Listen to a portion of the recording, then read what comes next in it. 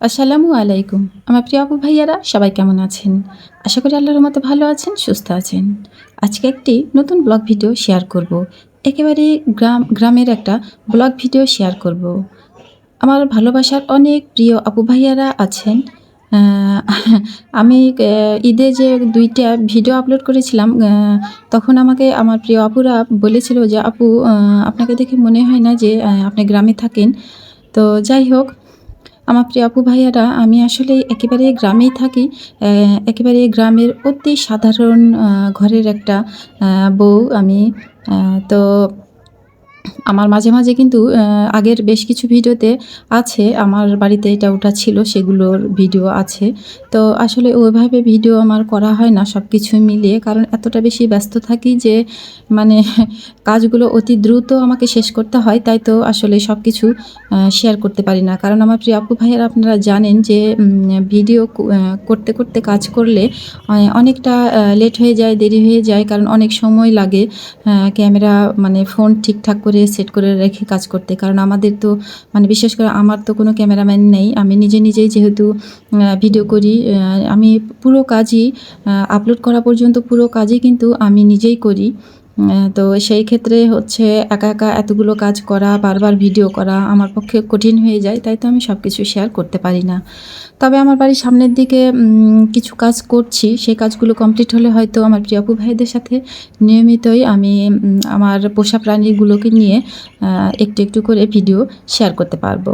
তো যাই হোক, আমার প্রিয় আপু ভাইয়ারা, সকালবেলা ঘুম থেকে উঠে আমি কিন্তু অনেক কাজ করি। যে কাজগুলো শেয়ার করলাম শুরুতেই, হাঁসকে খেতে দেওয়া, ছাগলকে খেতে দেওয়া, ওদের হাঁস ছাগলের ঘরগুলো পরিষ্কার পরিচ্ছন্ন করা, এগুলো কিন্তু আমার নিয়মিত প্রতিদিনের কাজ। এগুলো আমি প্রতিদিনই করি। তো আজকে সেটা আমি শেয়ার করলাম। আর এর আগে একবার হাঁস যখন নিয়েছিলাম, তখন আমি আমার আপুদের সাথে শেয়ার করেছিলাম। তো হাঁসগুলো কিন্তু বেশ আগের চাইতে একটু বড় হয়েছে, ভালো হয়েছে। আর দুঃখজনক যে হাঁসগুলো আমি বাইরে একদমই বাগানে ছাড়তে পারি না, কারণ আমার প্রতিবেশী চাচির হাঁস আমার সঙ্গেই নেওয়া ছিল।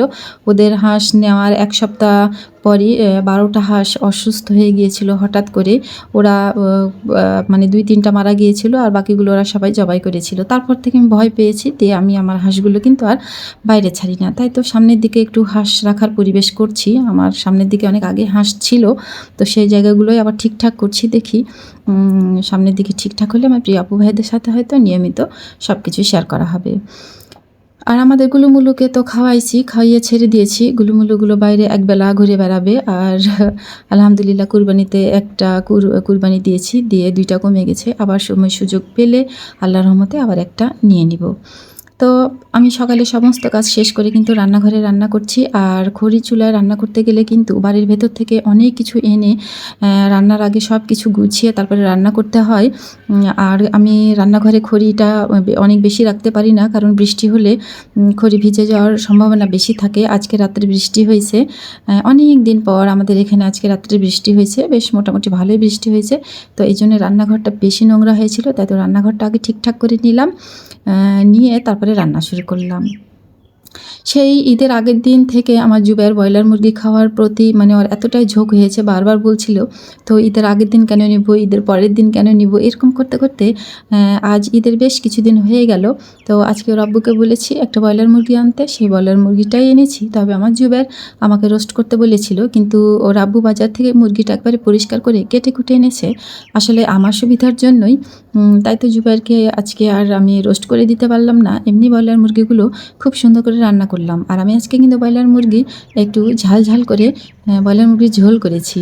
আমার প্রিয় আপুরা, আপনারা কেউ ব্রয়লার মুরগির ঝোল খান কি না জানি না, তবে আমাকে টাটকা টাটকা আমি মুরগি পেলে আমি কিন্তু মাঝে মাঝে এরকম একটু ব্রয়লার মুরগি ঝাল ঝাল ঝোল করি, কারণ আমার বাড়িতে তো আবার ডাল না হলে ঝোল লাগবেই। এই জন্য ডাল আর রান্না করলাম না, না করে একটু টাটকা মুরগি ঝাল ঝাল করে ব্রয়লার মুরগির ঝোল করলাম। খেতে কিন্তু মাশাআল্লাহ খুব ভালো হয়েছিল, একটু ঝাল ঝাল, আর অনেক দিন পর মুরগিটা মানে ব্রয়লার মুরগি খাওয়া হচ্ছে, এই জন্য খেতে বেশ ভালো লেগেছে। তো আমার জুবাইর তো মুরগি খাবে, ব্রয়লার মুরগি খাবে, ওর তো ভীষণ প্রিয়। কিন্তু আমার তো হচ্ছে একটু একটু মানে ভর্তা বা অন্যরকম কিছু লাগবেই, এটা ভেবে আমি ঘরে আমার দেশি আলু ছিল, ছোট ছোট দেশি আলু, ভাবলাম যে এই আলুটা দিয়েই কোনো একটা কিছু করা যাক। তো আলুগুলো খুব চিকন চিকন না, একটু মাঝারি সাইজ করে আলুগুলো কিন্তু কেটে নিয়েছি, আর এখানে কিন্তু কিছু পেঁয়াজ দিয়েছি, আর দিয়েছি আস্তে আস্তে রসুনের কোয়া। রসুনের কোয়াগুলো কিন্তু আমি থাতলাইনি, কাটিয়েও নি, আস্তে আস্তে কিন্তু রসুনের কোয়াগুলো দিয়ে দিয়েছি। আর যেরকম যা মশলা লাগে পরিমাণ মতো সব মশলা দিয়েছি, দিয়ে অনেকক্ষণ ধরে কিন্তু আমি এই তরকারিটা, আলুর তরকারিটা সুন্দর করে মাখিয়ে নিলাম, কারণ আমি মাখিয়ে যেহেতু চাপাবো, মাখামাখিটা একটু সুন্দর করেই করতে হবে। করে নিলাম, আর পানির পরিমাণটা একটু বেশি লাগছে, এই কারণে এটা যেহেতু দেশি আলু, সেদ্ধ হতে কিন্তু বেশ সময় লাগবে। আর ব্রয়লার মুরগি যতটাই তাড়াতাড়ি হয়েছে, তার থেকে অনেক বেশি সময় লাগবে আমার এই রান্নাটা করতে। আর চুলায় যেহেতু দিচ্ছি, অল্প অল্প আছে, আস্তে আস্তেই আমি রান্নাটা করব, তাহলে আলহামদুলিল্লাহ খেতে কিন্তু ভীষণ ভালো হবে। এখন দেখে মনে হচ্ছে আমি আলুর ঝোল করছি, তাই না প্রিয় আপু ভাইয়ারা? আপনারা আমার সাথে থাকুন শেষ পর্যন্ত, শেষ মুহূর্তে দেখতে পাবেন যে আমি এটা আসলে কি রান্না করছি। তো আমি কিন্তু গরম পানি দিয়ে শুটকি, ছোট ছোট শুটকির মাছগুলো পরিষ্কার করে রেখে দিয়েছিলাম। সেই শুটকির মাছগুলো আমি এখন আলুতে দিয়ে দিলাম, দিয়ে একটু নাড়াচাড়া করে দিচ্ছি, দিয়ে ঢেকে দিব।